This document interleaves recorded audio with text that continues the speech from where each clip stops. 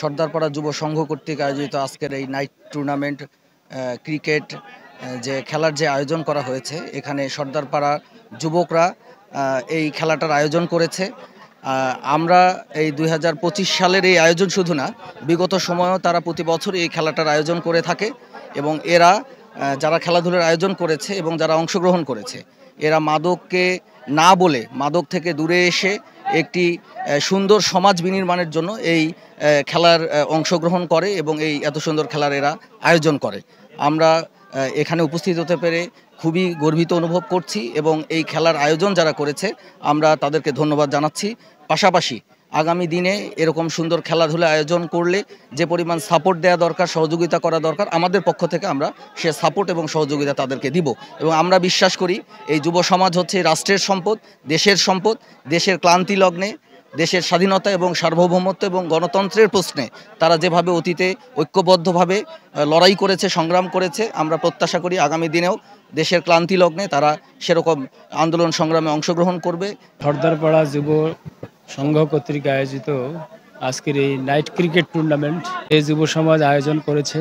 এরকম আয়োজন আমাদের যুব সমাজকে মাদক, সন্ত্রাস, চাঁদাবাজ, বিভিন্ন অসামাজিক কার্যকলাপ থেকে নিবৃত করে বলে আমি দৃঢ়ভাবে বিশ্বাস করি।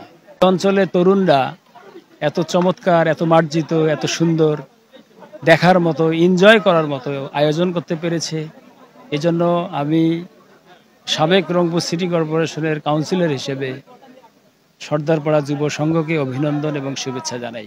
সর্দারপাড়া যুব সংঘ থেকে আয়োজনে আমাদের আছে পম, সাগর, শিপন, আমি, তারপরে এখানে মনির, তারপর আমাদের আকাশ, সবাই আমরা একটা অনেক ভালো উদ্যোগে নিয়ে যেন আমাদের সর্দারপাড়া মাদক মুক্ত থাকে এবং আমাদের এই সার্বিক সহযোগিতা করছে আমাদের বড় ভাই মিল্লাত ভাই। এবং আমরা প্রতি বছর এই আয়োজনটা করে থাকি যেন আমাদের সর্দারপাড়া ছেলে পেলে কোনো খারাপ জায়গায় না যায়, কোনো খারাপ জায়গায় যেন কোনো নেশাপানি না করে এবং ক্রিকেটের প্রতি যেন সবার আগ্রহ থাকে। এবং ছেলে পেলে আল্লাহর রহমতে সবাই অনেক ভালো, এখানে কেউ কোনো মাদকের সঙ্গে সম্পৃক্ত না এবং সবাই সারাদিন আমাদের এখানে খেলা হইতে থাকে। এবং একটা সমস্যা আমাদের এখানে যে মাঠের সংকট, এই মাঠের সংকটটার জন্য আমরা সরকারের কাছে আবেদন করবো যেন আমরা প্রতিটা এলাকায়, প্রতিটা মহল্লায় যেন একটা করে মাঠ পেতে পারি। আমাদের খেলার প্রদর্শন করতে এসেছি। আমরা সবাই অনেক অডিয়েন্স এসেছে এখানে খেলা দেখতে, আমরা তাদের সামনে প্রদর্শন দিব।